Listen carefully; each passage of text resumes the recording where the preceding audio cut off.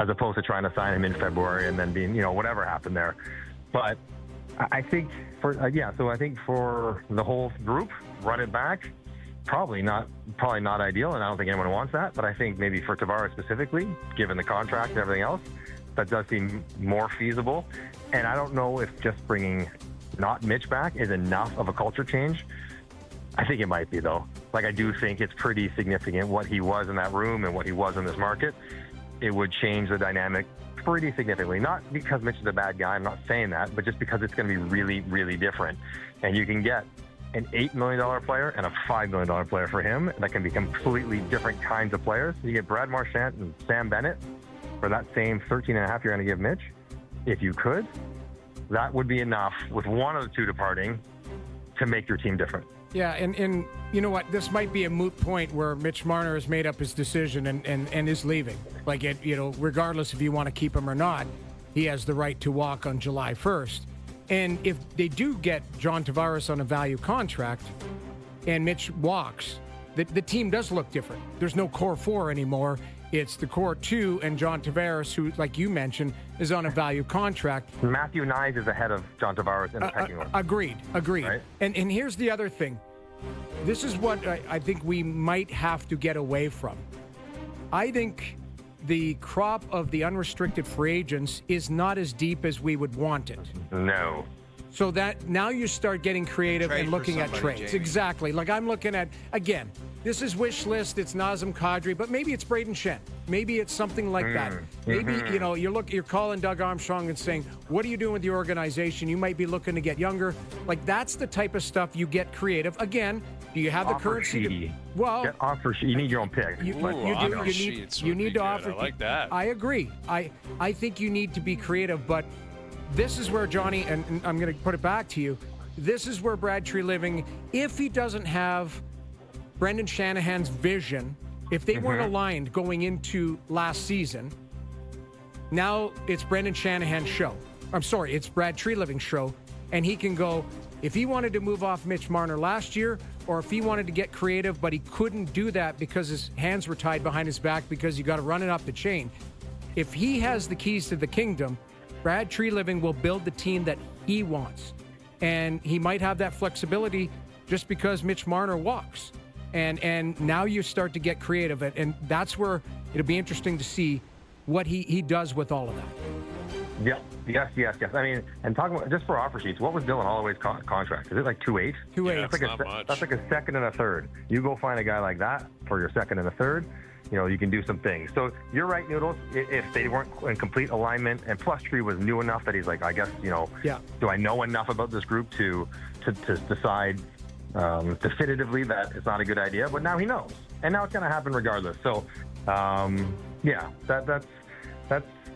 I think that's the road they go down. The only other thing, guys, I want to pull you guys. Oh, you're the general manager of the Toronto Maple Leafs. Mitch Marner's like, I'm not signing back, but I want to sign and trade. You get me 8 years, you trade me to Utah, and you get a third rounder. Like, what is the return for a sign and trade? Like a third rounder, a prospect, like nothing really great. Do you do that? No, I do that for him? Well, no, I would do it because you know what? Why not? Take anything you can get. Let's get creative. What if that trade is to Vegas and Vegas has to dump salary? Well, for Mark Stone. Exactly. Like you start looking at, exactly. So it's not just a seventh rounder or, Joe from the Bridge jokes, it's a 12th rounder. It's, you got to take some salary, but that might be a good $5 million player that you could bring back. Like something like that, as you talk about rounding. William Karlsson out of Vegas for $5 million, who was a really good player. That's what I'm talking about. I'm saying you start to get creative and go, you want this player? I'll give him 8 years at whatever you're willing to pay, but I want that player in return because you're going to have to dump out. You're throwing guys overboard anyways. Right. That's where you get creative. See, guys, it's all about creativity. It's just not about yelling. It's not like the Oranges situation in Whitby where you just have to be a jerk. We're talking this thing through. I like it. I think we've established a lot. Communication is key. That's why it's a good relationship, guys. Yes. That's why it works. Yes. That's exactly right. Everything's about communication. That's the business we're in. And I think we've accomplished that this hour. I love it. All right, sign and trade to Vegas for William Karlsson. That's going to be the headline of this hour when we post it online. I've heard way worse ideas to start this interview, so not so bad. Yes. Good conclusion. Valid. I you know what, though? Truthfully, I wonder if Vegas would also look at Mitch, and any player for that matter, not just Marner, and say, we're Vegas. We don't really need to give you an 8 Yeah. Like, if you want to come here, you can come here, but it'll be on our terms. Like that. That is one thing I am curious about. Like, the Leafs have done everything to make all these players feel so great, and they've given in on everything. There may be a reality out there where some teams are like, oh, we're not doing that. Now, Like, they we'll haven't have gone you. on a run for a couple of years, so What if it's 8 you at wonder where 8? they're own. What if it's 8 they're at so 10? used to it. What if it's 8 at 10? Heads Exactly. will explode around here, man. They will explode. That cap hit goes backwards, it will be wild. A wild scene. All right, Johnny. All right, You're back boys. home or what? Are you I'm still back overseas? I'm back in Toronto. No, I'm back in Toronto now. It's like 11 o'clock. I'm ready to go to bed. All right. We'll catch up later in the week. We'll talk about All the right, Stanley fellas. Cup playoffs next time we talk to you. Sounds good, guys. All right. There's Mike Johnson, our TSN hockey analyst, joining us here on the Maple Toyota Hotline. All right. Anyone else from TSN we have? Well, I'm just that's saying. going to come on, and we're just Yell and scream. But yelling and screaming I- with all the boys this week. That's why I would be shocked if Brad Treliving said anything like on Thursday definitive. He just now potentially again, if he just had the meeting with Keith Pelly, he would have just been handed the keys to the kingdom a couple days ago. So you're trying to get grounded. The last thing you're going to go, okay, in the media on Thursday morning when CJ asks him, like, yes, I'm definitively doing this. It's like, I'm now going to sit back and assess everything and bully forward here, and I've got a month and a bit to do it. So I and be ultra creative because he doesn't want to take a step back. And again, with respect to Mitch Marner, that's a 100-point player. Like, you're going to, if he's walking, you've got to replace that player. And also keep your captain happy. Keep in mind, 34 have been getting unbelievable passes from this guy for 9 years. Yeah. Yeah. That's another thing you got to think of, too. It's an interesting thing, like, because ultimately the dust will settle and everyone will reset, and you want Matthews to be at his best, and yet, there may be a challenge directed towards him from the team too. Like, Sure. hey, you got to be better, man. Like, sure, Mitch isn't here, but you're still getting paid a lot of money. You're the captain.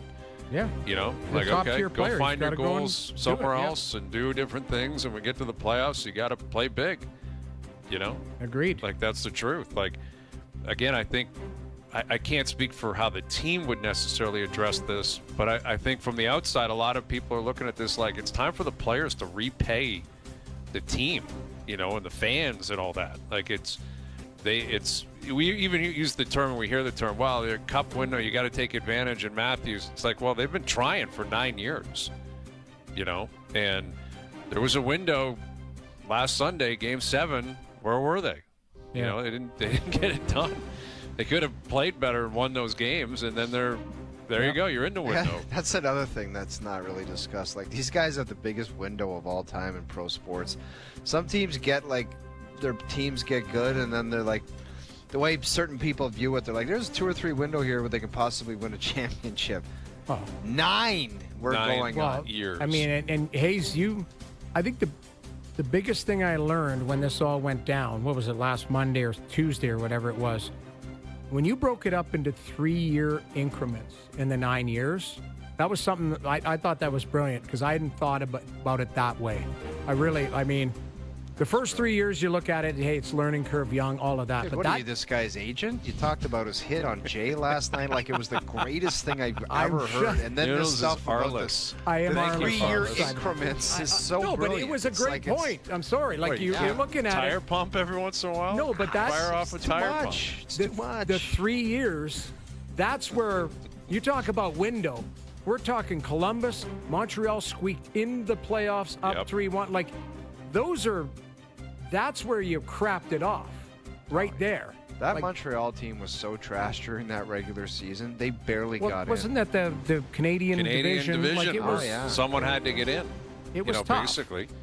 Yeah. And that's what it was. The Leafs were miles in front of everyone else. And Edmonton played Winnipeg, and the Leafs played the Habs, and they're up 3-1 in that series. We don't have to continue to relive it, but I think yesterday was either yesterday or today is the anniversary of one of the games. It was like, I think it was Is that the game 6. Kakaniemi goal, or was No, it it was the 2-on-0 where Caulfield. Galchenyuk, Galchenyuk just threw a pizza right through delivered right up the middle. The Cole That was Caulfield line. Nix's If you, line. Joe from the Bridge, pull that up. It's insanity, that play.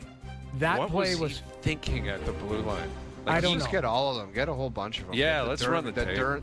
Did you get the Dermott turnover in Montreal, and then Yep. Jack Campbell didn't have his glove or blocker on with Kakaniemi? There was some insanity. There was insanity, but that one, like that turnover, and it's a 2-on-0. If you watch it, I actually watched it today. They are moving like Suzuki slows down. It is a 2-on-0 from the far blue line, and they are going half speed. Like it is, and it's just back and forth, and then just one timer in the net, and that was game 6, right? I think they and then Yeah. game 7 they lost. So that was just a weird. Well, no, because Game 6 was in Montreal. That was the Kakaniemi goal. That was Okay. Game 5, I believe. Game 5. Then it was just Game a 5. weird. Yeah. I just And remember. no one in the building. It was Yeah, really it just- surreal. Yeah. Anyway, all right, confirm or deny coming up. We've got Panger coming up. I've got a few more likely to happens that we can roll into as well later this afternoon. Jay's back in action. Knicks, Pacers, Oklahoma City up 3-1 in their series. That was a great game last night, but the Thunder, I think they're just going to destroy many in Game 5. Like, destroy them, and Shea and the boys will be off to the NBA Finals. So more on that a little bit later in the afternoon as well.